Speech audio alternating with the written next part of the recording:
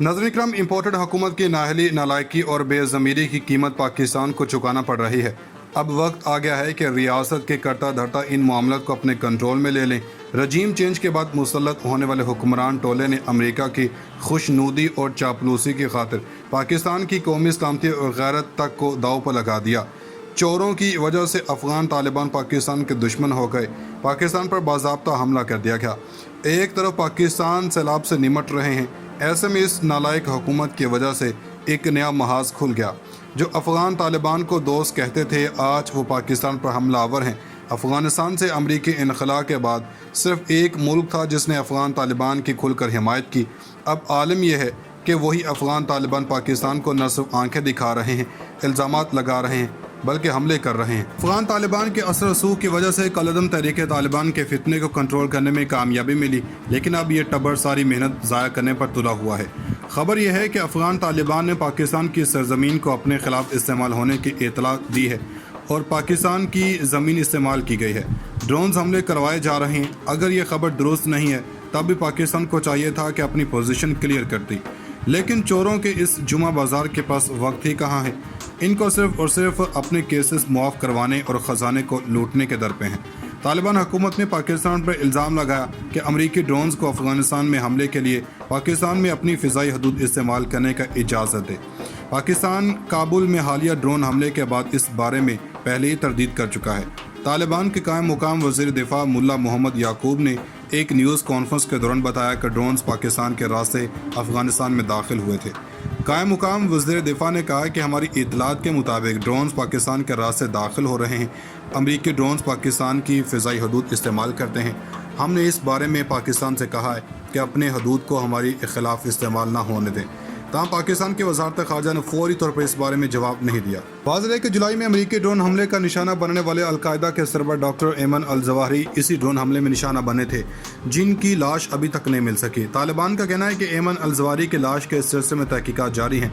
मुल्ला याकूब के इन कमेंट्स के बाद अफ़गानिस्तान के अपने हमसायों के साथ ताल्लुकात में मसाइल आ सकते हैं, ख़ुसूसन ऐसे वक्त में जब तालिबान हुकूमत TTP और हुकूमत पाकिस्तान के दरमियान मुज़ाकरात में किरदार अदा कर रही है।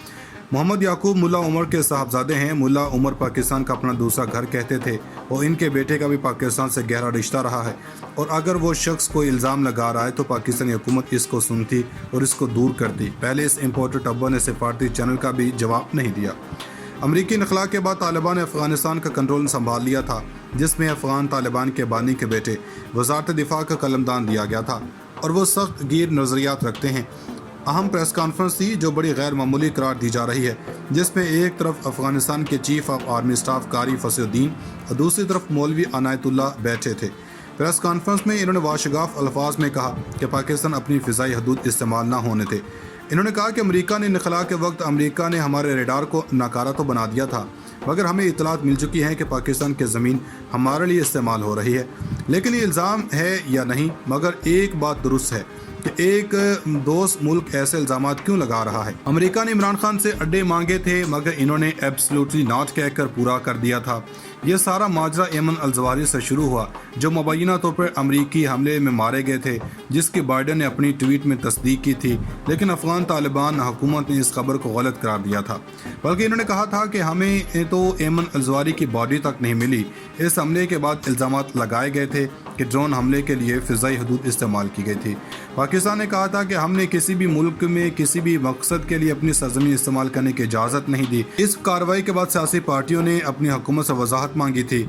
एमन अल-ज़वाहिरी की हलाकत के बाद वज़ारत दाखिला से सवाल किया गया था और इन्होंने इस खबर को मनगढ़ंत और झूठी करार देते हुए इसकी तरदीद की थी। इन्होंने कहा था कि पाकिस्तान की फ़िज़ाई हदूद इस्तेमाल नहीं की गई है, लेकिन वज़ीर दिफा के इल्ज़ाम लगाए जाने के बाद शीरी मज़ारी ने कहा कि यह संगीन इल्ज़ाम है और हमारे अपने शहरी हलाक होते रहे हैं। ऐसी दूसरी जंग में नहीं घसीटा जा सकता। अब कौम को इसके वजाहत का इंतज़ार है। क्या वाकई ड्रोन हमलों के लिए पाक सरजमीन इस्तेमाल की जा रही है? क्या वाकई हमने अमेरिका से मुआहिदा कर लिया है? पाकिस्तान के वज़ारत ख़ारजा के तर्जुमान ने एक पहले से टाइप शुदा घिसा पीटा बयान जारी कर दिया। इस बयान में कहा गया कि पाकिस्तान की फ़िज़ाई हदूद के इस्तेमाल के इल्ज़ाम को हम हर तरफ रद्द करते हैं, किसी सबूत के गैर मौजूदगी में, जिसका इतराफ़ अफ़गानिस्तान में भी किया है। इसके बाद ये एक इल्ज़ाम के सिवा कुछ नहीं। लेकिन दोस्तों, मामला जो भी हो, इसकी तरदीद आए या तस्दीक हो, असल बात यह है कि ऐसे हालात दोबारा पैदा नहीं होने चाहिए।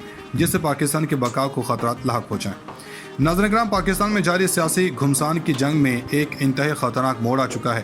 ایک جانب تو مقدمات کے قیام کے بعد خیبر پختونخوا اور پنجاب میں گورنر راج کی راہیں ہموار کر دی گئی ہیں، تو وہیں دوسری جانب خیبر پختونخوا کی حکومت پر اب تک کا سب سے بڑا اور گھناؤنا الزام لگ چکا ہے۔ کے پی حکومت کی طرف سے IMF کی شرائط نہ ماننے کا معاملہ کیا ہے؟ فواد چودھری نے یہ بات کیوں کہہ دی ہے کہ پنجاب اور KP تو شرائط تو مانیں گے ہی نہیں؟ یہ اسٹیٹمنٹ فواد چودھری کی جانب سے کتنی خطرناک ہے؟ مقتدر حلقوں اور عمران خان کے درمیان کیا ایک نئے تصادم کی راہ کھل گئی ہے؟ اس حوالے سے بڑی اہم ترین پیش رفت ہے۔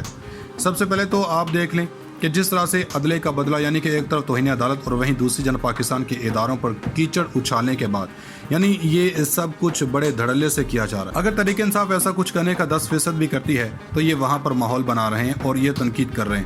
اگر وزیر اعظم پر مقدمے درج کر لے گی، وزارت داخلہ کے لیے پنجاب پولیس الرٹ ہوگی، یہ تو ایمرجنسی صورتحال ہے۔ اس میں تو گورنر راج لگ سکتا ہے۔ اس کے بعد نون لیگ والوں نے یہ بیانیہ شروع کر دیا۔ انہوں نے کہا کہ ہم نے اس پر کام شروع کر دیا ہے۔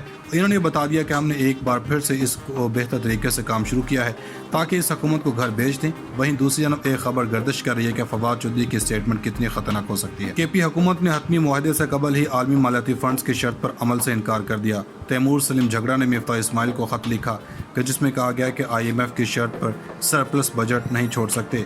مجموعی طور پر 100 ارب روپے کے بقایا جات واجب الادا ہیں۔ جیو نے اس پر بڑی رپورٹنگ کی ہے اور اس پر وفاقی وزیر خزانہ مفتاح اسماعیل کو بھی بلوایا۔ کھل گئی ہے۔ اس حوالے سے بڑی اہم ترین پیش رفت ہے۔